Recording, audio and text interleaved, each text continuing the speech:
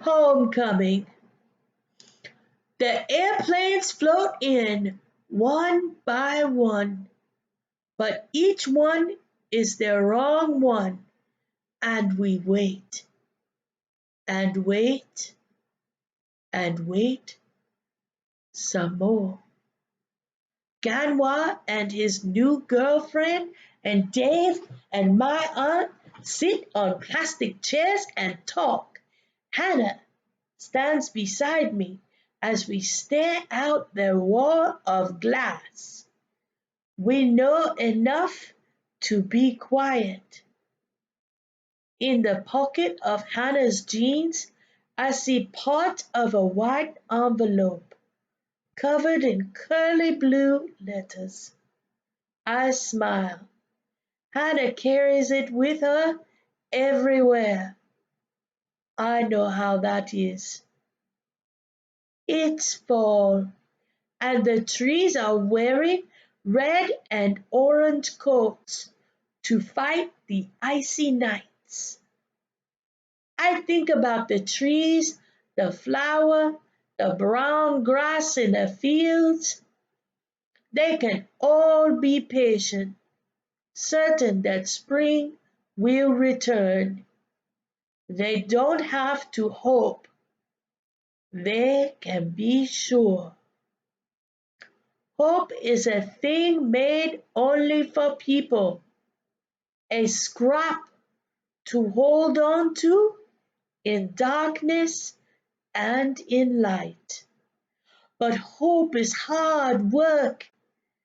When I was a child, I hoped to fly. That was a silly, easy wish. Now my wishes are bigger.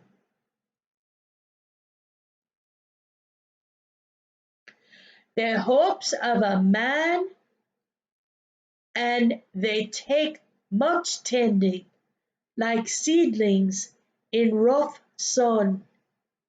Now I hope to make my new life work, to root in this good, hard land forever. At last the time comes, and the door opens, and people pour out, but no one is the right one.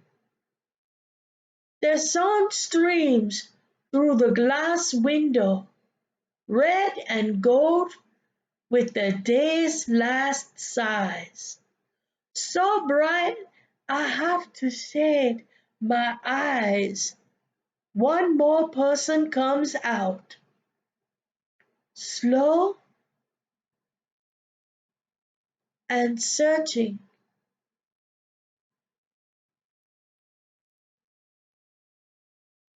I see other colors too then. Blue and yellow. Not the colors of the setting sun, but a flash of something torn from my past. A voice comes, a voice like laughing water on my thirsty heart. My son!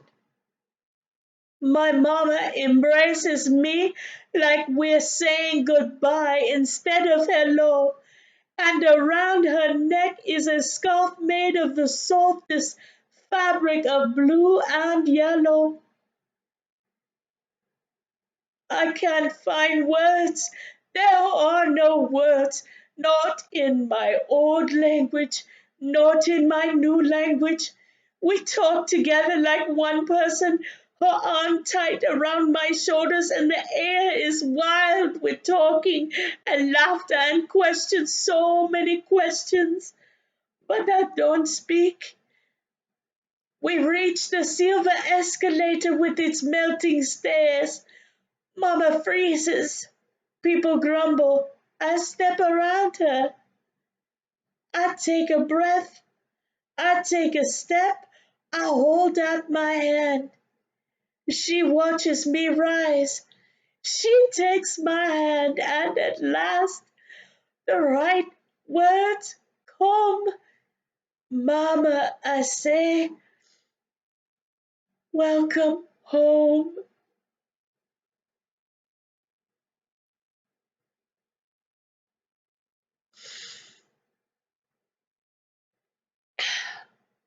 I don't know about you, but this is one of the best adventures I have been on. That's what I love about reading books. You get to take all these wonderful journeys and experience all the good and the bad and learn from it. And after reading this book several times, I carry a little piece of cake in my heart. He reminds me that hope is always worth waiting for, and that there's enough hope in the world to even make the most discouraged, frustrated, angry young 11th grader who used to be a man in Sudan encourage a boy right before he loses all hope to hang on just a little more. I'm glad the author chose to end the book this way. I'm glad we got the happy little gift of them being reunited. But not all books end this way. Some authors choose a different path. I think maybe Catherine Applegate decided to end it this way because she knew that her audience were young readers like you. And maybe she wanted to pass on the message of hope. I hope you've enjoyed listening and thinking and experiencing Home of the Brave. I hope you'll remember the example that Keck gives us. And I hope you'll remember the courage that Ganwar has to encourage his cousin, who is such an inspiration to him. Oftentimes, there are people in our lives that are inspirations to us,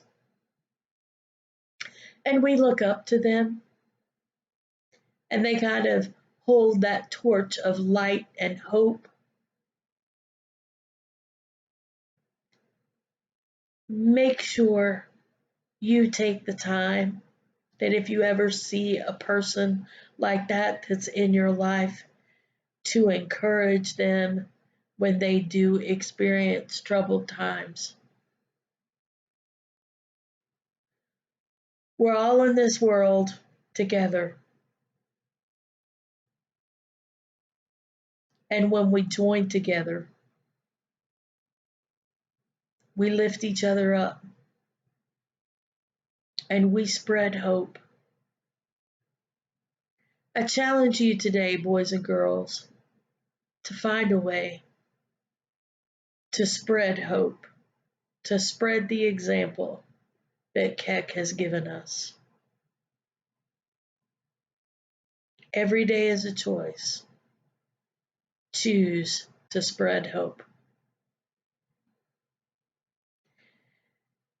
At night, read on.